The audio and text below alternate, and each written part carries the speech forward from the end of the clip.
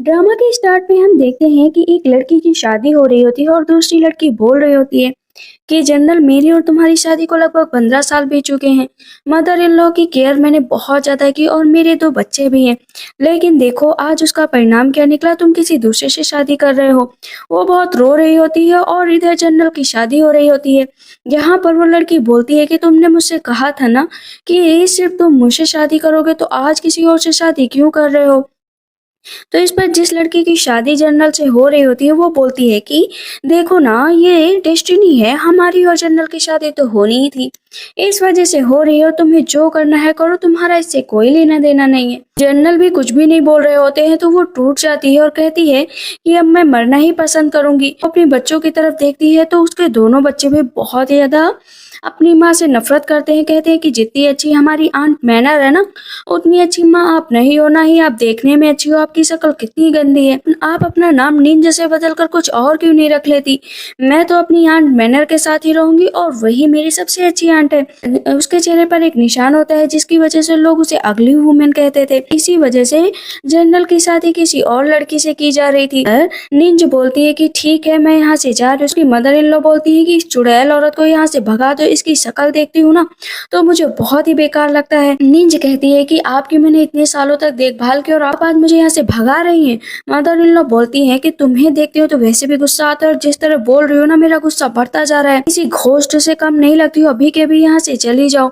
वो रोती रहती है, कहती है मुझे मरना ही पड़ेगा। और इधर हम देखते हैं कि जनरल की शादी मैनर से हो रही होती है और उसके दोनों बच्चे खुद फूल डाल रहे होते हैं और निंज को देखते हैं पानी में कूद जाती है। कुछ लोग उसे बचा लेते हैं। कहा जाता है कि जनरल की आज वेडिंग डे है और तब भी ये लड़की सुसाइड कर रही थी। लगता है मर गई, लेकिन वो हिलती है ना तो दोनों आदमी वहां से भाग जाते हैं कि ये तो भूत है। इस पर निंज उठती कहती मैं जिंदा कैसे बच गई। उसकी दासी बहुत तेज तेज रो रही होती है कि मिस आप ऐसा क्यों कर रही थी। यहाँ पर निंज बोलती है कि मैं वापस आ गई हूँ ना, मैंने मरने की बेवकूफी की थी, अब मैं इस मैनर और जनरल दोनों को नहीं छोड़ूंगी, मैं ही यहाँ की मिस्ट्रेस बनकर रहूंगी। इधर अभी सारे के सारे फंक्शन वगैरह चल रहे होते हैं जहाँ पर मदर इन लॉ तो बहुत खुश होती है क्योंकि कॉन्कुबाइन के रूप में मैनर जो आ गई थी। उन दोनों की वेडिंग वहां पर हो रही होती है, लेकिन बीच में ही निंज पहुंच जाती है। मैनर बोलती है कि सिस्टर देखो, हम लोगों की शादी तो हो चुकी है, अब आप हम दोनों के बीच में कभी भी नहीं आ सकती। यहाँ पर निंजा बोलती है कि मैं भी तुम्हें एक सलाह देना चाहती हूँ, बहुत अच्छी सलाह। तुम मेरी बहन जैसे हो, अगर मैं तुम्हें लॉ समझाने पर आ गई ना तो कॉन्कुबाइन और वाइफ के बीच का डिफरेंस तुम्हें पता चल जाएगा कि कॉन्कुबाइन हमेशा दूसरी वाइफ होती है और जो लीगल वाइफ होती है उसका हक कॉन्कुबाइन कभी भी नहीं ले सकती। अगर शादी हो गई है तो चलो टी सर्व करो मुझे, वो भी इज्जत सहित। कहती है कि हाँ हाँ क्यों नहीं, अपनी सिस्टर को तो मैं टी जरूर सर्व करूंगी। वहां पर मैनर बहुत अच्छे से ना निंज को चाय देने के लिए जाती है, लेकिन निंज को अच्छे से पता था कि अभी ये चाय गिरा देगी और होता भी वही है। मैनर वहां पर चाय नीचे गिरा देती है तो जो लाइन मैनर बोल रही होती है सेम लाइन निंज भी बोल रही होती है कि तुम बहन मुझसे इतना नफरत करती हो कि मेरे ऊपर चाय गिरा दे रही हो। दोनों की सेम लाइनें सुनकर सब कहते हैं ये क्या हो रहा है, तुमको इसकी लाइन कैसे पता। तो यहाँ पर निंज कहती है कि मुझे पहले से पता था कि ये ऐसा ही करेगी क्योंकि ये इसकी ट्रिक है। अब वो मैनर मन में सोचती है कि इस चालाक लड़की को मेरे बारे में कैसे पता चला और इसकी जुबान इतनी तेज क्यों चल रही है। यहाँ पर जनरल कहते हैं कि तुम यहाँ से जा सकती हो निंज, क्योंकि तुम्हारा यहाँ पर कोई काम नहीं है। दोनों बच्चे भी मैनर के चिपक जाते हैं कि मेरी माँ यही है, मैं तुमको बिल्कुल भी माँ के रूप में एक्सेप्ट नहीं करूंगा, तुम बहुत बैड मदर हो, बहुत बैड मदर हो, जाओ यहाँ से। तब वहाँ पर निंज की बहुत ज्यादा बुराई कर रहे होते हैं कि देखो तो कैसी औरत है, यहाँ पर आ गई है अपने हस्बैंड की खुशियों में बाधा डालने, ऐसी औरत किसी के पास ना होती तो अच्छा था। तो इस पर निंज बहुत गुस्सा हो जाती है और वो कप का प्याला उठाकर उन दोनों की तरफ फेंक देती है। कहती है असली चाय तो अब पड़ी है। तो इस पर जनरल कहते हैं क्या तुम पागल हो गई है, कैसी हरकतें कर रही हो। कहती माफ करिएगा जनरल, बट ये मैंने इंटेंसली नहीं किया है, तो बस फिसल गया मेरे हाथ से। वैसे मैंने आपसे शादी की है, इतने साल गुजारे, आप तो मेरे बारे में अच्छे से जानते होंगे। मैंने बार बार कह रही होती जनरल जनरल देखो ना ये कैसे कह रही है। तो उसके दोनों बच्चे कहते हैं कि हाँ हाँ फादर, ये लेडी बहुत ही दुष्ट है, देखो ना हमारी मैनर माँ को परेशान कर रही है, ये बहुत ही बेकार है। निंज कहती है ठीक है, तो अगर मैं इतनी ही बुरी हूँ तो आज के बाद से ना मेरे से टक्कर लेने की कोई जरूरत नहीं है, वरना तुम्हें तो पता है कि मैं क्या करूंगी, और वैसे भी मैं यहाँ की फर्स्ट मिस्ट्रेस हो, जो कुछ भी करना सोच समझ के करना। अपनी दासी शाओटाओ से कहती है चलो यहाँ से, पर मैनर बोलती है कि ये बदसूरत औरत अब मेरे बीच में टांग अड़ाएगी, इसे तो मैं अच्छे से देख लूंगी ना। रात का टाइम होता है, सब कहते वो अगली लेडी कहाँ गई, अगली लेडी कहाँ गई। वो तो इतनी स्कैरी लगती है कि उसे देखकर भी मुझे डर लगता है। वो सुसाइड करने गई थी लेकिन जिंदा कैसे बच गई। पीछे से जनरल और मैनर दोनों उन दोनों दासियों की बातें सुना करते हैं। जनरल को अभी भी अपनी फर्स्ट वाइफ से बहुत ज्यादा प्यार था, लेकिन शायद अपने बच्चों की वजह से वो निंज से दूर जा रहे थे। यहाँ पर जनरल मैनर से कहते हैं कि तुम जाकर आराम करो, मुझे कुछ मिलिट्री रिसोर्सेज के बारे में बात करनी है, मैं तुमसे बाद में ही मिलता हूँ। कहते हैं जनरल रुक जाइए रुक जाइए, लेकिन जनरल छोड़कर चले जाते हैं। अब हम देखते हैं कि इधर निंज कहती है कि फाइनली मैं अपने अब ओरिजिनल अवतार में आ चुकी हूँ। फिर से अपने चेहरे की ये खूबसूरती वापस पानी है, जो उसके चेहरे पर दाग था उसे मिटाना है। शाओटाओ कहती है कि मैंने एक अच्छी सी मेडिसिन ढूंढी है, ये आपके सारे स्केर्स को हटा देगी, ये काफी इफेक्टिव भी हो। उसे अपने चेहरे पर लगाने को सोचती है, लेकिन जैसे ही दवा खोलती है ना तो सिल्वर की कुछ नीडल्स पड़ी होती हैं, जिसकी वजह से कहती है, उसकी दासी शाओटाओ कहती है ये टॉक्सिक है, इसे मत लगाइएगा। वो जा रही होती है तो जनरल से टकरा जाती है। जनरल कहते हैं क्या हुआ, कोई परेशानी है। तो निंज कहती आप यहाँ पर क्यों है, आज तो आपकी वेडिंग नाइट है, आपको उस मैनर के साथ रहना चाहिए, अभी आप यहाँ से जा सकते हैं। जनरल कहते हैं क्यों, पहले की सब बातें भूल गई क्या। कहती हाँ मैं भूल चुकी हूँ, अब आपकी शादी हो चुकी है। जनरल कहते हैं मेरे साथ इस तरह का बिहेव मत करो, मैं तुम्हारा हस्बैंड हूँ। कहती हस्बैंड पहले थे लेकिन अभी नहीं, और प्लीज मेरे सामने जेंटल बनने की कोशिश तो बिल्कुल मत करना, मैं तुम्हें बिल्कुल भी सर्व नहीं करने वाली हूँ, सॉरी। अभी यहाँ से जा सकते हो। शाओटाओ कहती है कि जनरल आप यहाँ से जाइए, क्योंकि मेरी मिस आपको देखना भी नहीं चाहती। इधर हम देखते हैं शाओटाओ कहती है कि जनरल तो आपको इतना अप्रिशिएट करते हैं, आप उनकी फर्स्ट वाइफ हैं, कम से कम आपको उनको थोड़ा बहुत रिस्पेक्ट तो करनी चाहिए। कहती है कि नहीं रिस्पेक्ट नहीं कर सकती, क्योंकि मुझे पता है मैनर मुझे बार बार फ्रेम करने की कोशिश करेगी। वैसे भी ये चाइनीज मेडिसिन बदल दी गई है, इसे मैनर ने बदला है ताकि मेरा चेहरा और भी खराब हो जाए। लेकिन अच्छी बात है ना, मैं अपनी मेडिसिन खुद तैयार करूंगी। और वहां पर वो कुछ चीजें लिखती है और कहती है इनको ढूंढ कर लाओ, जिससे मेरे चेहरे की खूबसूरती वापस आ सके। नेक्स्ट डे उन दवाओं का बनाया हुआ लेप अपने चेहरे पर लगाती है और पोंछती है, तो उसके चेहरे का दाग एकदम से मिट जाता है। शाओटाओ बहुत खुश हो जाती है कि मिस आप तो बहुत ही ज्यादा ब्यूटीफुल लग रही हैं। तब तक हम देखते हैं उसके वहां पर दोनों बच्चे आ जाते हैं, उसका नाम फेंग और यिंग होता है। फेंग और यिंग दोनों एक साथ कहते हैं कि आप वहां पर मत जाओ ना मैनर माँ, वो जो मेरी माँ है बहुत दुष्ट है, वो आपको परेशान करेंगी। कहती नहीं नहीं, अभी तो मेरी शादी हुई है, हम लोग को जरूर चलना चाहिए उनसे मिलने के लिए। इंतजार कर रही होती है कि वो लोग जरूर आएंगे, लेकिन अपनी दासी शाओटाओ से कहती है उनको बाहर से ही भेज दो। शाओटाओ कहती है कि मेरी यंग लेडी बहुत ही ज्यादा थक गई है, तो तुम दोनों यहाँ से जा सकते हो। तो वो छोटा बच्चा बोलता है कि हाँ वो तो पिग जैसी है ही, इसी वजह से ऐसा कर रही हैं, बहुत ही बेकार माँ है मेरी, मैं तो उनकी शक्ल भी नहीं देखूंगा, कभी भी नहीं देखूंगा। शाओटाओ कहते हैं कि तुम भला अपनी माँ के बारे में ऐसे कैसे बात कर सकते हो, तुम्हें पता है ना कि उन्होंने तुम्हें जन्म दिया है। फिंग क्या करता है ना, शाओटाओ को धक्का दे देता है और नीचे गिरा देता है। कहता है सर्वेंट हो ना, सर्वेंट की तरह रहो, खोपड़ी पर मत बैठो, तुम एक नंबर की बेकार औरत हो, मैं तुम्हें लेसन सिखा कर ही रहूंगा। जैसे मारने चलता तब तक पीछे से जनरल आ जाते हैं। जनरल कहते हैं तुम्हें ये सब किसने सिखाया, मैंने तुमसे कहा है ना कि सर्वेंट के साथ पोलाइटली बिहेव करना है, और तुम इस तरह से बिहेव करो, तुम्हें इजाजत किसने दी है।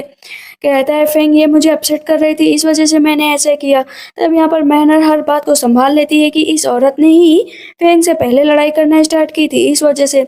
निंज अपने चेहरे पर व्हाइट कलर का रेप लगा कर निकलती है, सब कहते हैं देखो घोस्ट आ गई, घोस्ट आ गई। वो दोनों पीछे कर चले जाते। कहती है गुड मॉर्निंग सिस्टर, यहाँ पर क्या करने आई हो। मैनर कहती मैं तो तुमसे मिलने आई थी, लेकिन तुमने तो मेरे बच्चों को डरा दिया। वो तुरंत ही जाकर शाओटाओ को उठाती है। कहती है तुम्हें चोट तो नहीं लगी। कहती है नहीं नहीं मिस, मुझे चोट नहीं लगी है। निंज कहती है वैसे इन दोनों बच्चों को देखकर लगता ही नहीं कि ये मेरे बच्चे हैं, तो तुम्हारे ही बच्चे लग रहे हैं, इनकी हरकतें ही ऐसी हैं। चलो ठीक है। अब यहाँ पर जनरल कहते हैं कि तुमने ये चेहरे पर क्या करके रखा है, चलो ना मेरे साथ। निंज मना कर देती है। उसका बच्चा कहता है मैं कितना अनलकी हूँ कि मुझे ऐसी मदर मिली, बिल्कुल मंकी जैसी है, बिल्कुल मंकी जैसी। निंज कहती है हाँ हाँ मैं मंकी ही हूँ ना, जो मैंने 2 मंकियों को जन्म दिया। वैसे ठीक है, तुम लोग भी यहाँ से जा सकते हो। दोनों बच्चे अपनी माँ से लड़ने लगते हैं। मैनर कहती है तुम्हारे बच्चे हैं, इस तरह से इनसे बात मत करो। कहती है नहीं है मतलब नहीं हो, जाकर दरवाजा बंद कर लेती है। सियाटो बाहर खड़ी रहती है, कहती है तुम लोग यहाँ से जा सकते हो। अब हम देखते हैं कि मैनर आगे बढ़ती है, कहती है कि अपनी मिस से कहना ना अच्छे से चेहरा साफ कर ले, गंदा ही इतना फेस है। आखिर बदसूरत औरतों का क्या ही काम। मैं मरने गई थी, मैं दोबारा आ गई हूँ और मैं अब हर एक चीज को क्लियर करके रहूंगी। उसकी दासी कहती है मिस आप क्यों गई थी, आप मुझे छोड़कर मत जाया करिए, आप तो मरने के लिए चली गई थी और मेरा क्या, मैं तो अकेले रह जाती ना। कहती आप कभी नहीं जाऊंगी, तुम्हें टेंशन लेने की जरूरत नहीं है। वो अपने चेहरे पर कपड़ा बांध लेती है और ब्राइड का पहला दिन तो अपनी मदर इन लॉ के लिए टी बनाकर लेकर गई थी, लेकिन मदर इन लॉ बिल्कुल भी निंज को पसंद नहीं करती थी। कहती अच्छा हुआ वो चुड़ैल यहाँ से चली गई, वरना मेरी तो सुबह ही खराब हो जाती थी। तभी वहाँ पर नींद आ जाती है। कहती है मैं जानती हूँ कि आप लोग मुझे बिल्कुल पसंद नहीं करते, लेकिन क्या करूँ, आखिर फर्स्ट वाइफ हूँ ना, तो यहाँ पर बैठूंगी जरूर। खाने चलती है तो मदर इन लॉ रोक देती है कि तुम्हारे लिए खाना नहीं है, समझी। कहती है कि मैंने 10 साल आपकी इतनी सेवा की और आप मुझे आज खाने के लिए भी नहीं दे रही हैं, मतलब आपको क्या लगता है कि मैं आपकी हमेशा नौकरानी बनकर रहूंगी। तुम आखिर मदर इन लॉ से ऐसे कैसे बात कर सकती हो, तुम्हारी माँ जैसी। कहती नहीं नहीं, बिल्कुल मेरी माँ जैसी नहीं है, इन्हें तुम ही रखो और तुम ही इनकी सेवा करो, मैं तो इनकी बिल्कुल भी सेवा नहीं करूंगी। इन्होंने मुझे कभी भी डॉग से ज्यादा कुछ नहीं समझा। मदर इन लॉ बोलती हैं जनरल से कि बेटा तुम इसे जल्द से जल्द डाइवोर्स दे दो, ये बिल्कुल भी अच्छी नहीं, और बहुत गुस्सा हो जाती है। सब लोग मैजेस्टी के पास जाते हैं क्योंकि पहला दिन होता है और मैजेस्टी ने ही मैनर और जनरल की शादी कराई थी। अब मैजेस्टी बहुत खुश होते हैं कि फाइनली इन लोगों की शादी हो गई, लेकिन मैजेस्टी के सामने बताया गया था कि शादी इसलिए की गई क्योंकि फर्स्ट वाइफ किसी काम की नहीं थी, वो हमेशा जो है मदर इन लॉ और जनरल को परेशान किया करती थी। लेकिन अब यहाँ पर नीचे बैठ जाती है, कहती मैजेस्टी मैं जानती हूँ मैंने बहुत बड़ा गुनाह किया है, मैंने जो है लॉर्ड को बहुत परेशान किया, उनकी वेडिंग में बाधा पहुंचाई, लेकिन मैं सच बता रही हूँ मैं एक अच्छी लड़की बनकर दिखाऊंगी। और जनरल भी अपनी फर्स्ट वाइफ के लिए खड़े होते हैं कि मेरी वाइफ ने जो किया है प्लीज उसके लिए माफ कर दीजिए, शायद इम्पल्सिव होकर उसने सुसाइड करने का सोचा। मैजेस्टी कहते ठीक है, लेकिन अपने बच्चों का और मेंशन का ध्यान रखो क्योंकि जनरल की रिस्पॉन्सिबिलिटी मिलिट्री के लिए भी है। लेकिन तभी उसके बेटे फेंग और यिंग सामने आ जाते हैं कि इनकी फादर माँ के लिए ऐसे स्टैंड मत लो, मेरी माँ बिल्कुल बेकार है, और अगर माँ बेकार है तो उनके लिए स्टैंड क्यों ले रहे हो, आपको स्टैंड लेना है तो मेरी मदर मैनर के लिए लीजिए, ना कि इस औरत के लिए। कहती है कि ठीक है मैजेस्टी, आप मुझे जो सजा देंगे मैं उसे एक्सेप्ट करने के लिए तैयार हूँ, लेकिन मैं इनके घर पर नहीं रह सकती क्योंकि इन्होंने मुझे हमेशा स्लेव बना कर रखा।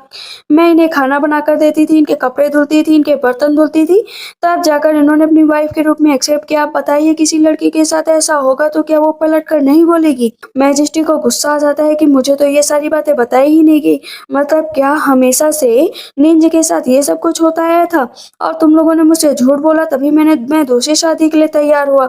मैजेस्टी बहुत गुस्सा होते हैं जनरल पर कि तुम लोग बहुत ही क्लेवर हो, तुमने दूसरी शादी करने के लिए एक बेचारी लड़की ने अपना शिकार बनाया, तुम्हें इसके लिए माफ नहीं किया जाएगा। यहाँ पर मैनर के होश उड़ जाते हैं कि क्या सोचा था और क्या हो गया, मैं ऐसा नहीं होने दे सकती। वो नीचे जमीन पर बैठकर रोने लगती है कि मैजेस्टी ऐसा मत करिए मत करिए। मैनर मन में गाली दे रही होती है कि मैंने क्या सोचा था और क्या हुआ, लेकिन मैं इसको ऐसे तो नहीं जाने दूंगी। अभी हमें पता चलता है जो प्रिंस हैं मैजेस्टी के जो बेटे हैं उनकी तबीयत बहुत ज्यादा खराब रहती है, उनको हर रोज चक्कर आ जाता है, वो बेहोश हो जाते हैं। इसी वजह से उनकी देखभाल के लिए वहाँ पर बहुत सारे डॉक्टर हैं, लेकिन आज तक उनको ठीक नहीं कर पाए हैं। पर निंज कहती है मैजेस्टी क्या मैं एक बार देख लूं, तब मैजेस्टी कहती है क्या तुम मेरे बेटे को सही कर सकती हो। कहती हाँ मैं कोशिश कर सकती हूँ। प्रिंस का नाम यान होता है, कहते हैं कि मेरा एक लौता वारिस है, अगर इसको कुछ हो गया तो मेरी कंट्री को कौन चलाएगा। निंज कहती है मैं ठीक कर सकती हूँ, आप बस मैं जो कहूँ वो करते जाओ। लेकिन मैनर कहती है मैजेस्टी तो ये प्रिंस की और तबीयत खराब कर देगी, इसके झांसे में मत आइए, आज तक इस ढंग से कोई काम तो कर नहीं पाई, अगर ऐसा ही रहा तो आपके प्रिंस की जान भी चली जाएगी। वो बार बार इन सब बातों को दोहरा रही थी, लेकिन यहाँ पर निंज कहती मैं ठीक कर सकती हूँ, मैंने कहा ना मैं ठीक कर सकती हूँ।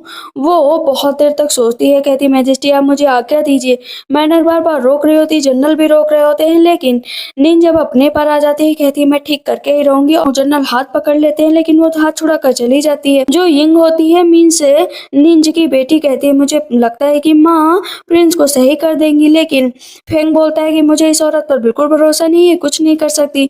मैनर कहती है कि ये क्या कर रहे हो, ये तो बिल्कुल ही करने लायक नहीं है, क्योंकि वहाँ पर जो निंज थी ना वो सीपीआर देने जा रही थी प्रिंस को। ये देखकर तो मैनर पर सबके होश उड़ जाते हैं कि इस तरह की हरकत यहाँ पर बिल्कुल भी गवारा नहीं है, तुम ये क्या कर रही हो। देखो ना, ये प्रिंस के ऊपर ही बैठ गई और ये किस तरह की स्किल्स है, मुझे तो समझ ही नहीं आ रहा है। ये कोई मेडिकल स्किल्स तो नहीं हो सकती है, ये प्रिंस को बस अपने झांसे में ले रही है। ऐसा लगता है कि ये प्रिंस को सेड्यूस करने की कोशिश कर रही है। ऐसे उन पर बैठकर भला कौन किसी को सही करता है। एक्शन देखो, पोस्चर देखो, ओफो मुझे तो शर्म आ रही है। सब अपनी नजरें घुमा लेते हैं, यहाँ तक कि जनरल भी अपनी नजरें घुमा लेते हैं। मैजेस्टी कहते हैं हटाओ इसको, हटाओ, मुझे ये देखा नहीं जा रहा है। फिर मैनर कहती है कि बस करो, उठ जाओ उसके प्रिंस के ऊपर से। देखो तुम भूल गई हो कि तुम्हारा ओहदा क्या है। अब तो यहाँ पर निंज क्या करती है ना, प्रिंस को किस कर लेती है। जनरल कहती है अब ये तुमने क्या किया, ये बहुत गलत है, तुम्हें ये नहीं करना चाहिए। तुम्हारी शादी हो रखी है, तुम्हारे दो बच्चे हैं।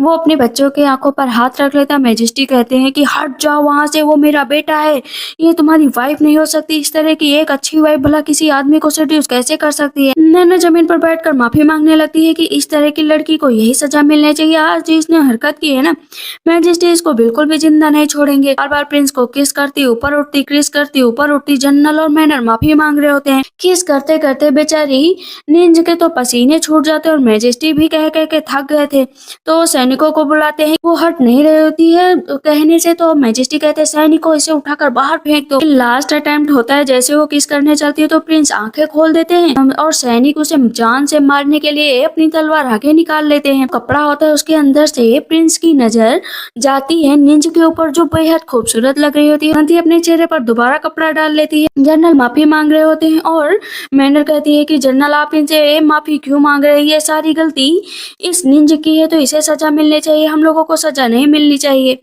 अब वो सैनिक सारे मारने चलते हैं, तभी सामने से प्रिंस आकर तलवार को पकड़ लेते हैं। निंज सामने आकर खड़ी हो जाती है और प्रिंस को होश आ गया होता है। कर्नल कहते हैं प्रिंस माफ करिएगा, मेरी वाइफ थोड़ी सी अलग टाइप की, इस वजह से ऐसा हुआ। प्रिंस मन में सोचते हैं कि ये तो बेहद खूबसूरत है, आखिर सब लोग इसे अगली अगली क्यों कह रहे हैं। प्रिंस कहते हैं ये मेरी सेवियर है, इसलिए इसे कुछ नहीं करना चाहिए। अगर आज ये मेरी जान ना बचाती तो मैं ना बचता। मैनर का सारा किया कराया काम पानी में फिर गया था। मैजेस्टी बहुत खुश होते हैं और वहाँ पर जनरल और पूरी फैमिली को ना रिवॉर्ड देते हैं कि तुम्हारी वजह से मेरा बेटा बच गया है। निंज जमीन पर बैठकर बार बार ग्रीट करती है मैजेस्टी को कि थैंक यू सो मच कि आपने मेरे लिए इतना किया। अभी वहां से जाने लगती है तो प्रिंस के पास उसका पॉकेट गिर गया होता है। मार्केट में जाते ही जनरल कहते हैं निंज रुक जाओ, मुझे तुमसे कुछ बात करनी है।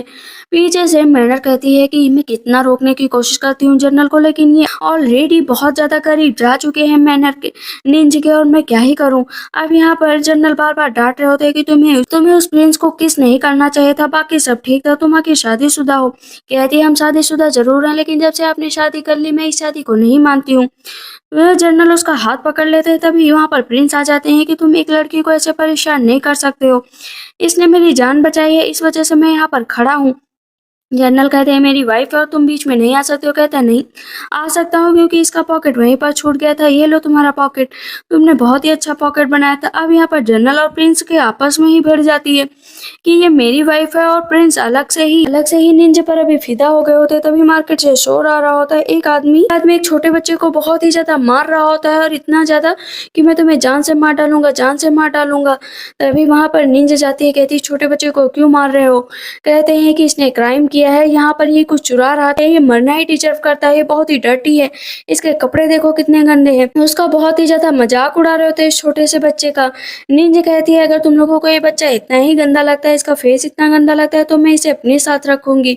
सब कहते हैं कि अच्छा इस गंदे से बच्चे को तुम अपने पास रखोगी, चलो ठीक है रख लो। वैसे भी हम लोगों ने जो इसको मारा है ना, हम लोगों को कोई भी सजा नहीं दे सकता। कहती सजा दे सकता है, क्योंकि तुम लोग किसी भी अनाथ बच्चे को ऐसे नहीं मार सकते हो। तो वो हंस रहा होता है कि मैं तो मैजेस्टी के अंडर में काम करता हूँ, मुझे यहाँ से कोई भी नहीं निकाल सकता, ना ही मेरे ऊपर कोई हुक्म जता सकता है। प्रिंस सामने सब कुछ ये सारी बातें, उन लोगों की बकवास सब कुछ सुन रहे होते हैं, लेकिन वो दोनों थे कि चुप होने का नाम नहीं ले रहे थे। तभी वहाँ निंजा कहती है कि देखो ना यहाँ पर एक बहुत ही खास इंसान है, अगर वो सजा देने पर आ गया ना तो तुम बिल्कुल भी नहीं बचोगे। जनरल आगे जाते हैं उन लोगों को सबक सिखाने के लिए, तो प्रिंस रोक लेते हैं कि पहले निंजा को निपट लेने दो, उसके बाद हम लोग देख लेंगे कि हम लोगों को क्या करना चाहिए। लेकिन निंज ही उन लोगों को अच्छा सबक सिखा देती है। वहाँ पर सैनिक आ जाते हैं और उन लोगों को पकड़ने की बात करते हैं, तो वो दोनों हस्बैंड वाइफ बहुत ज्यादा हंस रहे होते हैं कि ये सैनिक हम लोगों का कुछ नहीं बिगाड़ पाएंगे। और वो सैनिक भी निंज को डांटने लगते हैं, लेकिन तभी प्रिंस आ जाते हैं। कहते हैं कि तुम लोगों को पता है मैं कौन हूँ, मैं डाइजिंग का प्रिंस हूँ। अगर आज इन दोनों लोगों को यहाँ से पकड़ कर नहीं ले गए ना तो बहुत बुरा होगा। तो उस पर वो आदमी मानने को तैयार नहीं होता। कहता है प्रिंस तो हमेशा से बेहोश थे, वो कभी होश में ही नहीं आए, तो यहाँ पर कैसे आ सकते हैं। और वो निंज को मारने चलते हैं, तो इस पर जनरल उस आदमी का हाथ ही तोड़ देते हैं और कहते हैं कि यही रियल प्रिंस है। वो माफी मांगने लगता है कि माफ कर दीजिए, हम लोगों से गलती हो गई। वहाँ पर बहुत मीठी मीठी बातें करने लगता है। वो आदमी तो बहुत ही दुष्ट होता है। कहता है कि मैं आपको पैसे देने के लिए तैयार हूँ, लेकिन प्लीज इस तरह से मत करो। उन लोगों ने उस बच्चे को कुछ ज्यादा ही मारा होता है, इसलिए उसके हाथ में दर्द भी कर रहा होता है। बच्चा कहता है आंटी आंटी, आज से मैं आपकी बहुत ज्यादा देखभाल करूंगा, यही मेरे पास इतने पैसे हैं, आपने मेरे लिए बहुत कुछ किया है। कहते हैं कि मैं आपको क्या मदर के रूप में एक्सेप्ट कर सकता हूँ। वो उसके गले लग जाती है। जनरल कहते हैं कि ये बच्चा कहाँ रहेगा। कहती है ऑफ कोर्स मेरे साथ रहेगा, मेरे घर में रहेगा। जनरल कहते हैं और तुम्हारे 2 बच्चे हैं, उसका क्या। कहती है 2 बच्चे मेरे किसी काम के नहीं है, इसीलिए मैं इसे अपने दिल के बहुत ही करीब हूँ, क्योंकि है प्रिंस। कहते हैं तुमने बहुत अच्छा काम किया एक बच्चे को गोद लेकर। प्रिंस और जो निंज होते हैं उस बच्चे को लेकर वहां से चले जाते हैं, लेकिन जनरल तुरंत ही जाकर निंज को अपनी बाहों में पकड़ लेते हैं। कहते तुम मेरे साथ चलोगी। दोनों की फिर से लड़ाई होने लगती है। तो यहाँ पर जनरल जो है प्रिंस के कैरेज पर धक्का मार देते हैं और जो हॉर्स होते हैं ना, उस कैरेज होता है उसको लेकर चले जाते हैं। जैसे ही उस बच्चे को वो लेकर घर आती है, तो इस पर मैनर कहती है कि ये इतना गंदा बच्चा लेकर कहाँ से आ गई। तुम्हारे 2 बच्चे हैं, इससे तुम्हारा पेट नहीं भरा कि जो तुम एक और बच्चे को लेकर आ गई। यहाँ पर मदर इन लॉ तो बहुत ही गुस्सा हो जाती हैं कि ये बच्चा यहाँ पर नहीं रहेगा। तो जनरल झूठ बोल देते हैं कि आपकी बहन के बहू का बेटा है, क्योंकि वो लोग इसे छोड़कर चले गए। ये भीख मांग रहा था, तो मैंने इसे देखा, तो मैं इसे लेकर आ गया। अब मदर इन लॉ खुश हो जाती है कि तुम लोगों ने बहुत अच्छा किया, जो कर ले आज के बाद से तुम लोग इसकी देखभाल करना। मैनर बहुत कहने की कोशिश करती है कि मुझे नहीं लगता है कि ये आपकी बहन के यहाँ से कोई रिलेटिव है, मुझे लगता है कि ये झूठ बोल रही है। लेकिन उसके कहने के बावजूद भी मदर इन लॉ कहती हैं कि अगर ये यहाँ पर आ गया है और यहाँ पर रहना चाहता है तो ठीक है, जो है निंज के पास रह सकता है, लेकिन इन 2 बच्चों की यही देखभाल मैनर ही करेगी। जनरल कहते हैं जब भी कोई जरूरत पड़े तो मुझसे पूछ लेना। कहती है मुझे तुम्हारी कोई जरूरत नहीं हो, तुम यहाँ से जा सकते हो। जनरल बहुत ही ज्यादा बात करने की कोशिश करते हैं, लेकिन बार बार निंज पीछे खिसक रही होती है, तो जनरल उसे अपनी बाहों में रोक लेते हैं कि आखिर तुम मुझसे बात क्यों नहीं करना चाहती। तो वो धक्का दे देती है कि यहाँ से जाओ। जनरल कहते हैं मैं तुम्हारे पास आकर ही रहूंगा, तुम मुझसे जितना दूर जाओगी मैं उतना तुम्हारे पास आऊंगा, तुम मुझसे कितना भी नफरत कर लो। तब तक पीछे से झाव झाव आ जाता है। उस छोटे बच्चे का नाम झाव झाव होता है। कहता है कि मामा चलो ना, सोने चलते हैं। यहाँ पर जनरल कहते हैं कि आज मैं यहाँ पर सोऊंगा, तुम कहीं पर और जाकर सो। लेकिन वो मना कर देती है कि मैं अपने बेटे के साथ सोऊंगी, इसी वजह से तुम यहाँ से जा सकते हो। लोगों को पता न चले कि निंजा के चेहरे का निशान हट गया है, इसी वजह से वो नकली निशान बनाकर रखी हुई थी। जैसे ही झाओ झाओ देखता है, कहता है मदर आपके चेहरे पर ये क्या हुआ है, क्या इसी वजह से आपसे सब इतनी नफरत करते हैं। मैं तो इसको बिल्कुल भी नहीं मानता, आप कितनी सुंदर है, कितनी अच्छी हैं। कहती है कि हाँ मेरे बेटे, लोग इसकी वजह से मुझसे नफरत करते हैं। कहते हैं मैं तो आपसे कभी भी नफरत नहीं करूंगा। इधर मैनर बहुत ही ज्यादा नाराज हो रही होती है। कहती है कि जनरल आज भी मुझसे मिलने नहीं है, शादी के इतने दिन हो गए लेकिन उन्होंने मेरे साथ एक भी नाइट स्पेंड नहीं की। जब भी पूछती हूँ कहाँ है तो वो हमेशा स्टडी कर रहे होते हैं या कहीं और पर होते हैं। आखिर वो मुझसे चाहते क्या है। उनकी मिलिट्री ड्यूटीज इतनी ज्यादा हावी हो चुकी है कि वो कभी मुझसे मिलने भी नहीं आए। काशी कहती है कि अगर वो मिलने नहीं आ रहे हैं तो आप मिलने चली जाइए ना। आखिर एक सोल्जर का फर्ज होता है कि दूसरी चीजों को समझे, तो आप कुछ चीजों को समझिए। अब हम देखते हैं कि झाओ झाओ ना पतंग पकड़ रहा होता है, लेकिन फिंग देख लेता है कि झाओ झाओ को उसकी माँ कुछ ज्यादा ही अहमियत दे रही है, तो वो उसे धक्का दे देता है और नीचे गिरा देता है। तुम मुझे कभी भी रिप्लेस नहीं कर सकते, इस घर में सिर्फ मेरा हक है और मेरा ही रहेगा। दूर से मैंने ये सब कुछ देख रही होती है, क्योंकि उसी ने ये एक घटिया सा आइडिया जो है फिंग को दिया था, ताकि वो यहाँ पर उसको चोट लग जाए और इसका इल्जाम वो किसी और पर नहीं निंज पर ही डाल दे। क्योंकि यहाँ पर मदर इन लॉ उस बच्चे के लिए काफी ज्यादा कंसर्न नजर आ रही थी। वो बेहोश पड़ा हुआ होता है और भाग कर जाती, कहती क्या हुआ, जाओ जाओ उठो ना, प्लीज उठो ना। लेकिन उधर से हम देखते हैं कि मैनर जानबूझकर मदर इन लॉ को घुमाने के बहाने लेकर आती है। कहती देखिए ना आपकी बहन के बच्चे को क्या हो गया, देखिए ना देखिए ना। पता चलता है कि निंजा ने उसे धक्का दे दिया, इसकी वजह से चोट लग गई। कहती मैंने इसे कोई धक्का नहीं दिया। पर फिजिशियन आते हैं और बताते हैं कि मैंने मेडिसिन दे दी है, थोड़ी देर में इसे होश आ जाएगा। मदर इन लॉ जाती है और बहुत तेज से थप्पड़ मार देती है निंज को कि तुम्हें मैंने इस बच्चे की जिम्मेदारी दी थी और तुमने क्या किया, इसे नीचे धक्का दे दिया, मरने के लिए छोड़ दिया और डॉक्टर के पास भी नहीं ले गई। आखिर तुम ह्यूमन हो या नहीं हो, तुम्हें ये सब कुछ समझ में नहीं आता है। मैनर कहती है कि सही कहा मदर इन लॉ, ये जरा से भी बच्चों को ध्यान नहीं देती।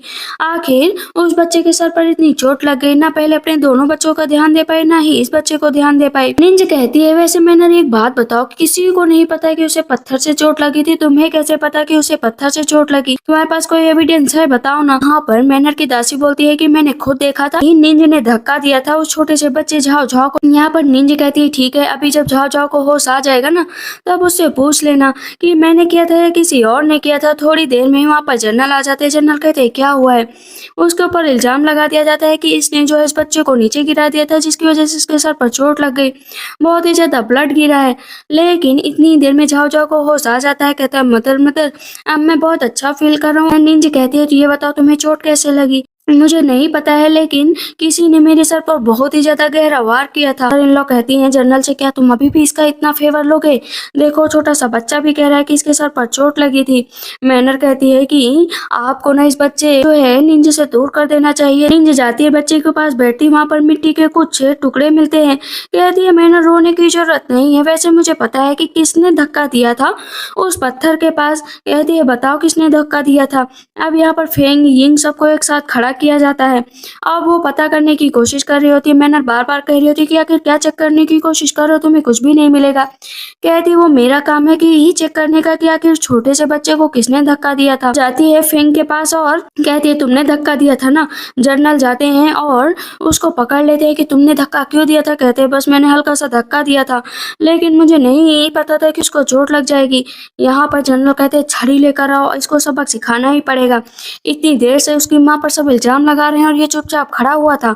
मदर इन लॉ कहती है मेरे पोते को मत मारो मत मारो, वो उससे गलती हो गई होगी। कहते हैं नहीं, अगर इससे इतनी छोटी एज में इतनी बड़ी गलती हो सकती है तो बड़े होकर ये क्या ही करेगा, इसलिए इसे मार पड़नी जरूरी है। कहते हैं फिर जो है मैनर से कहता है कि मैनर माँ आपने ही तो कहा था ना कि जो को गिरा दो उसके ऊपर पत्थर मानो, मैंने वही तो किया। मैनर कहती मैंने ऐसा कब कहा, तुम ऐसे कैसे कर सकते हो, मेरे ऊपर इल्जाम लगा सकते हो। निंज अपने पति का हाथ पकड़ लेती है कि जाओ जाओ के सर पर चोट लगी है वो ठीक हो जाएगा, लेकिन इस बच्चे को यहाँ पर मत मारो, इसकी कोई गलती नहीं है, इसने किसी न किसी के कहने पर किया होगा। मैनर अपने आप को बचाने के लिए अपनी दासी पर इल्जाम लगा देती है कि तुमने वो स्टोन फेंका था ना ताकि ये दोनों बच्चे मुझसे दूर हो जाकर, तुम मुझसे किस बात का बदला ले रही हो। दासी नीचे बैठ जाती है, कहती माफ करिएगा, मैं तो चाहती थी कि जनरल आपके करीब आ जाए। उसको पकड़कर जेल में डाल दिया जाता है। अब यहाँ पर फ्रेंक कहता है कि मुझे माफ कर दीजिए फादर, प्लीज मुझे माफ कर दीजिए, मैं से गलती हो गई, आज के बाद मैं ऐसी गलती कभी नहीं करूंगा। लेकिन तब भी जनरल उसको मारते हैं। मदर इन लॉ कहती हैं कि इस तरह मत मारो, बच्चा देखो ना कितना डर गया है। उसकी बहन तो बहुत देर से रो रही होती है, लेकिन वो लगातार उसको मारता रहता है। यहाँ पर उसकी बहन कहती है कि फादर आज के बाद से मैं झाओ झाओ के साथ बहुत अच्छे से रहूंगी, प्लीज मेरे भाई को मत मारो। यहाँ पर जनरल माफी मांगते हैं निंज से कि मुझे माफ कर दो, शायद मैंने ही ध्यान नहीं दिया। मैनर फिर से अकेले रह जाती है, जनरल उसे छोड़कर चले जाते हैं। इधर निंज बहुत अच्छे से झाओ झाओ का ख्याल रख रही होती है। जनरल उससे बात करने के लिए कहते हैं उसको बहुत ज्यादा दर्द हो रहा होगा ना। कहती तुम्हें दर्द की कोई परवाह नहीं है, मेडिसिन लानी है मैं ले आऊंगी। जनरल उसको पकड़कर अपनी तरफ घसीट लेते हैं। कहते इतना याद रखो जिसके तुम करीब होगी उसके मैं करीब रहूंगा, ना तुम मुझसे दूर जा सकते हो ना मैं तुम्हें जाने दूंगा। मैं जानता हूँ कि तुम मुझसे नाराज हो क्योंकि मैंने उस मैनर से शादी की, लेकिन अभी तक उस मैनर के पास मैं गया भी नहीं हूँ। कहते हैं कि दूर हटो, बच्चा यहाँ पर है, वो देखेगा तो क्या सोचेगा। लेकिन यहाँ पर जनरल उसको किस करने लगते हैं। मुझे थप्पड़ मार देती है जनरल को कि मैंने कहा ना मुझसे दूर रहो, तुम ऑलरेडी किसी से शादी कर चुके हो। कहता है कि मैं शादी कर चुका हूँ लेकिन मैं आज भी तुम्हें ही प्यार करता हूँ। शार्टियो कहती है कि आप इस तरह जनरल से बिहेव कैसे करिए। कहती करूंगी, ये मेरे लायक ही नहीं है, मैं इसे नहीं छोड़ूंगी, और गुस्सा हो जाती है। मैनर फिर से तैयार हो रही होती है। कहती आज तो जनरल मेरे करीब आकर ही रहेंगे, लेकिन थप्पड़ जनरल को बहुत परेशान कर रहा होता है कि थप्पड़ कैसे मारा। लगता है मुझे निंज से बहुत अच्छे से पेश आना पड़ेगा क्योंकि मैंने उसके साथ पहले बहुत बदसलूकी की होगी, इसी वजह से उसने मेरे साथ ऐसा बिहेव किया। मैनर को छोड़कर फिर से निंज के पास जाते हैं। निंज नहा रही होती है, देखते हैं कि निंज नहा रही है तो वो उसके करीब जाने की कोशिश करते हैं। निंज कहती है दूर हटो, तुम यहाँ पर क्या करने आए हो, तुम्हें यहाँ पर आने की क्या जरूरत है। वो पानी उठाकर डालने लगती है। मैं जनरल को धक्का लग जाता है, वो भी पानी में गिर जाते हैं। कहती है अरे तुम पानी के अंदर कैसे आ सकते हो, अगर तुमने मुझे टच किया ना तो मुझसे बुरा कोई नहीं होगा। जनरल कहते हैं देखो मैं तुमसे दूर रह नहीं सकता हूँ और तुम मुझसे दूर नहीं रह सकते, इतना याद रखो कि मैं तुम्हारा हस्बैंड हूँ। वहाँ पर वो उसको किस करने लगते हैं। कहती है अरे ये मुझे क्या हो रहा है, मैं इसके करीब नहीं जा सकती हूँ, उसने मेरे साथ इतना बुरा किया है। कहती है दूर हट जाओ, सच बता रही हूँ वरना मुझसे बुरा कोई नहीं होगा। जनरल कहते हैं तुम्हें हुआ क्या है, तुम इस तरह कैसे बिहेव कर रही हो। शर्ट बाहर खड़ी होती, कहती क्या हुआ मिस। निंज कहती इस आदमी को यहाँ से बाहर ले जाओ, इसकी शादी हो चुकी है फिर भी यहाँ पर आ गया। लेकिन जनरल कहते तुम यहाँ से जाओ, मेरी शादी हो चुकी है तभी मैं यहाँ पर आया हूँ। जनरल बाहर आते हैं और कपड़े नहीं पहने हुए तो कहती है शर्म नहीं आ रही है मेरे सामने बिना कपड़ों के खड़े हुए। कहता है हाँ शर्म नहीं आ रही। उसको फिर से अपनी तरफ घसीट लेते, अपनी बाहों में उठा लेते हैं। कहते देखो मैं तुम्हारे साथ कुछ भी कर सकता हूँ और इतना याद रखो कि तुम मेरी वाइफ हो। वहां पर वो सो जाती है, लेकिन जब उसे सुबह होश आता है तो खूब तेज चिल्लाती है। कहती है बदतमीज इंसान मेरे बगल सो रहा है, और अपने पैर से इतने तेज मारती कि उसे नीचे गिरा देती है। कहता है क्या हुआ, मैं तुम्हारा हस्बैंड हूँ, लेकिन उसे पूरे कपड़ों से बाहर फेंक देती है। निंज कहती है दोबारा मुझे दिखाई मत देना। जनरल अपने बिखरे हुए बालों में बाहर खड़े हुए होते। श्याटा कहती क्या हुआ क्या हुआ। कहते हैं कुछ नहीं, वो जरा सा मैं घबरा गया था, डर गया था, इसलिए बाहर आ गया। इधर हम देखते हैं कि बिना कपड़ों के इधर मैनर भी थी, बेचारे रात भर इंतजार की, इसी वजह से उसे ठंड लग गई थी। कहती है मैंने पूरी रात उस जनरल का इंतजार किया, उस निंज के साथ उसने अपनी नाइट स्पेंड की, लेकिन मैं भी इतनी आसानी से हार नहीं मानूंगी। वहां पर बहुत सारे गहने और सब कुछ आया हुआ होता है, लेकिन वो सब निंज के लिए आया होता है। मैनर सोचती वो सब उसके लिए आया होता है। वहां पर एक हेयर पिन सिर्फ वो निंज के लिए भिजवाती है और बाकी सब अपने पास रख लेती है। इधर फेंग और यंग के साथ मैनर बाहर खड़ी हुई होती है। कहती है कि आज मैं कितनी सुंदर लग रही हूँ। मैनर कहती है पर फेंग कहता तो मेरी माँ क्यों नहीं आई, मेरी बदसूरत माँ। सामने से झाओ झाओ के साथ जैसे ही निंज बाहर आती है तो वो दोनों बच्चे अपनी माँ को देखकर कहते हैं कि ये मेरी माँ है, मेरी माँ के चेहरे का दाग कहाँ गया, तू कितनी अच्छी लग रही, कितनी सुंदर लग रही है। पर मैनर जैसे ही जनरल का हाथ पकड़ने चलती है तो जनरल अपना हाथ पीछे कर लेते हैं और निंज को लेकर गैरेज में बैठकर चले जाते हैं। पूरे टाइम निंज की तरफ देख रहे होते। निंज कहती है ऐसे इतनी ध्यान से मेरी तरफ क्या देख रहे हो, धक्का लगता है। जनरल जो है निंज के ऊपर जाकर गिर जाते हैं। झाओ झाओ अपनी आंखें बंद कर लेता है क्योंकि उन दोनों का केस जो हो गया होता है। और फिर से धक्का दे देती है कि सीधे से बैठ नहीं सकते हो क्या, मेरे ऊपर गिरना जरूरी है। लेकिन अभी जनरल को बहुत हंसी आ रही होती है और बहुत एम्बेरसमेंट भी हो रही होती है कि उसने सच में किस कर लिया है। हम देखते हैं कि जितने भी लोग होते हैं वहां पर सब देख रहे होते हैं। पहली मिस्ट्रेस है वो बहुत खूबसूरत, पहली वाइफ के होते हुए इसने दूसरी औरत से शादी कर ली। देखो ना ये दूसरी औरत कितनी घटिया है। पता चलता है कि जितने भी गहने वगैरह भिजवाए गए थे वो सब तो मैनर पहन कर गई थी, तो लेकिन उससे पहले मैनर पहुंच जाती है। मैनर को देख कर बहुत गुस्सा होती है कि जो गहने वगैरह भिजवाए गए वो सब ये मैनर पहने हुए है, मतलब निंज के पास कुछ भी नहीं गया। ऊपर से मैनर जाते ही इससे बहस करने लगती है कि ओल्ड लेडी हो, ओल्ड लेडी की तरह रहो, ज्यादा जुबान मत चलाओ क्योंकि ये क्वीन मदर ने मुझे दिया है। तो उसको धक्का के देकर नीचे गिरा देती है कि ये सब तुम्हारे लिए नहीं, ये सब निंज के लिए गया था। कहती क्या मतलब निंज के लिए गया था, तुम हो कौन और मुझसे इस तरह से बिहेव कैसे कर सकती हो, ये हेयर पिन मेरी है। पर हम देखते हैं मैनर के हाथ पर चोट लग जाती है तो इस पर निंज कहती है कि मुझे बस कुछ सामान मिला था, उसके अलावा मेरे पास कुछ भी नहीं आया। क्वीन मदर बहुत गुस्सा होती है कि इन्हें जो किया है उसके लिए तुम्हें सजा मिलेगी। अब तो मैनर की खैर नहीं थी क्योंकि वहां पर खुद इम्प्रेस जो आ गई थी। इम्प्रेस डांटने लगती है कि तुम्हारी हिम्मत कैसे हुई। क्वीन मदर भी कहती है कि हाँ इसे सबक सिखाना चाहिए क्योंकि ये इसी लायक है। इम्प्रेस कहती है ठीक है इसे सेमलेस औरत को यहाँ से हटा दो। तब तक प्रिंस भी आ जाते हैं कि इसकी वजह से ऑलरेडी बहुत दिक्कतें हुई हैं, ये बहुत ही ज्यादा निंजा को परेशान करती है। लेकिन जनरल और प्रिंस आपस में ही लड़ाई करने लग रहे थे क्योंकि दोनों को ही बहुत ही ज्यादा प्यार हो गया था निंजा से। तो जनरल निंजा को बार बार अपनी तरफ पकड़कर घसीट ले रहे थे। निंजा जनरल के गले लग जाती है और हंसने भी लगती है। वो बहुत ही ज्यादा तारीफ कर रहे होते हैं निंजा की कि उसका चेहरा अच्छा हो गया। और खुद क्वीन मदर कहती है कि जो पहले हुआ उसके लिए मुझे माफ कर देना। यहाँ पर क्वीन मदर कहती है क्या तुम अपने हस्बैंड को माफ करोगी, उसने भले ही दूसरी शादी कर ली लेकिन प्यार वो तुम्ही से करता है। यहाँ पर निंज मन में सोचती है कि वो जब भी सोती थी तो जनरल उसके पास आते कहते कि तुम मुझसे कभी दूर मत जाना, मैं तुमसे बहुत प्यार करता हूँ। लेकिन जैसे ही वो नीचे उतरने लगती है निंज तो गिरने वाली होती है। वहाँ पर दूसरे देश के एक प्रिंस आ जाते हैं क्योंकि यहाँ पर निंज के पैर पे मोच चढ़ गई होती है। प्रिंस का नाम बारबिन होता है। बारबिन कहते हैं 1 मिनट रुक जाइए, मैं आपके पैर की मोच सही कर दूंगा। लेकिन देखने वाली बात ये होती है कि उसको देखकर तो बारबिन प्रिंस भी उस पर मोहित हो जाते हैं कि तुम तो सच में बहुत खूबसूरत हो। वो कहते हैं इस लड़की के बारे में पता करो और मुझे इससे शादी करनी है। वहाँ का एक सैनिक बताता है कि इसकी शादी हो चुकी है, इसके 2 बच्चे भी हैं, लेकिन इसके हस्बैंड ने एक और शादी कर ली। कहते हैं तब तो अच्छी बात है।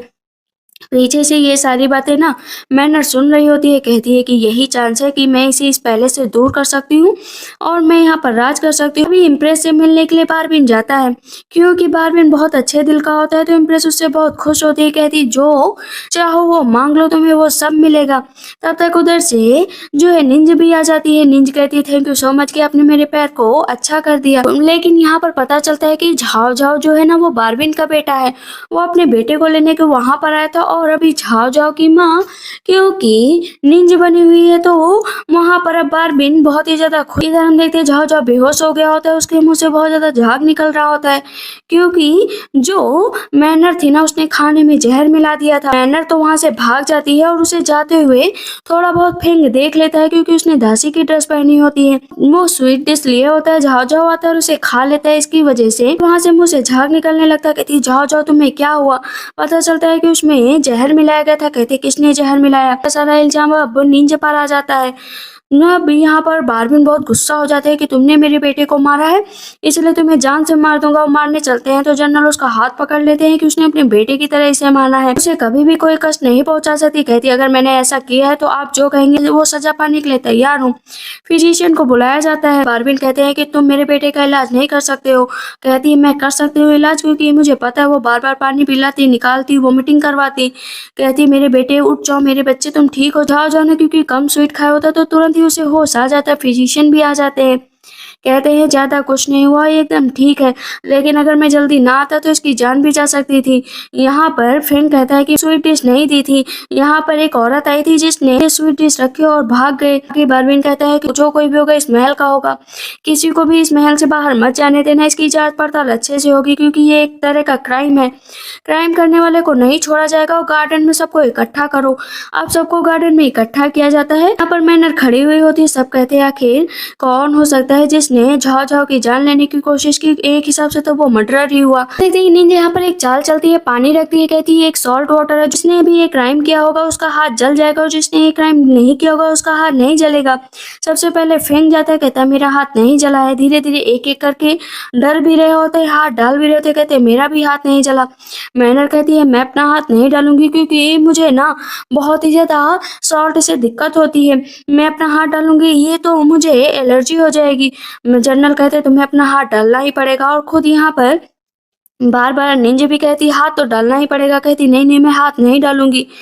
जैसे ही वो पास में जाने लगती है तो चिल्लाने लगती है निंज के ऊपर, वो सारा पानी नीचे गिरा देती है। कहती तुम डेविल हो डेविल, तुम यहाँ पर बातों को घुमा रही हो, तुमने ही झाओ झाओ को मारने की कोशिश की। निंज कहती है कि ना ये रियल मर्डरर इसी ने ही झाओ झाओ को मारने की कोशिश की है। कहती है मैंने कोई भी मारने की कोशिश नहीं की, तुम्हारे पास क्या सबूत? निंज कहती है यही सबूत कि तुमने पूरा बकेट पानी का नीचे गिरा दिया। तब मैनर कहती है अच्छा अच्छी चाल चल लेती हो, अपना सारा काम मुझ पे गिराना चाहती हो ना। निंज कहती है कि देखो जो तुमने डर्टी ट्रिक्स यहाँ पर खेले हैं ना वो यहाँ पर काम नहीं आएंगे। वैसे भी आज तुम्हारा सारा काला चिट्ठा सामने खुल जाएगा। तक सामने से इम्प्रेस और मैजेस्टी सब लोग आ जाते हैं। दूसरे देश के प्रिंस बारबिन आए हुए होते हैं। इस वजह से वहां पर मैनर माफी मांगने लगती है कि आप लोग मेरे हाथ देख लीजिए, मैंने ऐसा कुछ नहीं किया, मैं भला ऐसे कैसे कर सकती हूँ।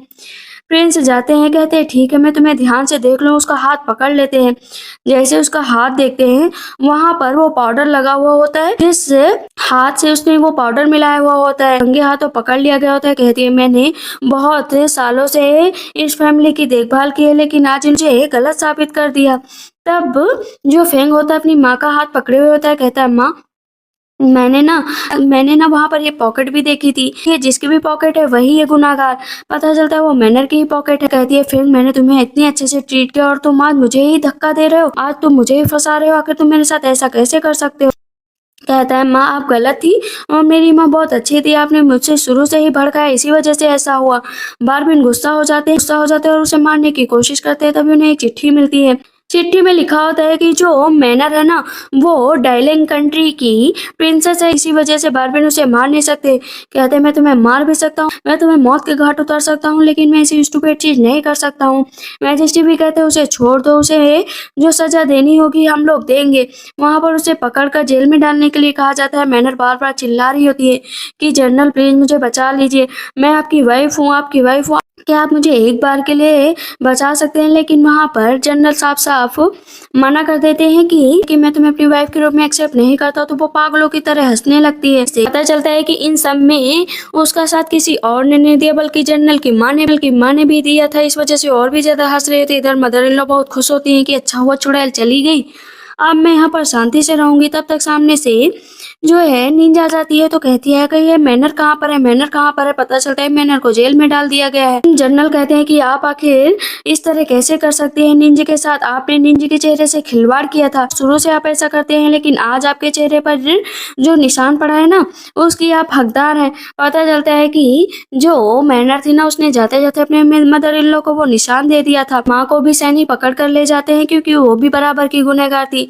जनरल तुरंत ही गले लग जाते हैं निंजा कि मुझे माफ कर दो। कहती है मैं तुम्हें माफ नहीं कर सकती हूँ। वो बार बार कहते हैं मुझे माफ कर दो, लेकिन वो वहां से गुस्सा होकर जाने लगती है। तो फेंग अपने फादर को पकड़ लेता है कि फादर हम लोग माँ को मना लेंगे ना। कहते हैं हाँ पूरी कोशिश करेंगे। इधर झाओ झाओ का पूरा ख्याल निंज रख रही होती है। तभी उसके दोनों बच्चे भी आ जाते हैं कि मामा प्लीज मेरे साथ भी खाना खाओ ना। तो दोनों प्रिंस और जनरल भी आ जाते हैं वहां पर खाने के लिए। अब सब साथ में एक साथ बैठे हुए होते हैं। तीनों के तीनों पूछते हैं कि हम लोग यहाँ पर खा सकते हैं।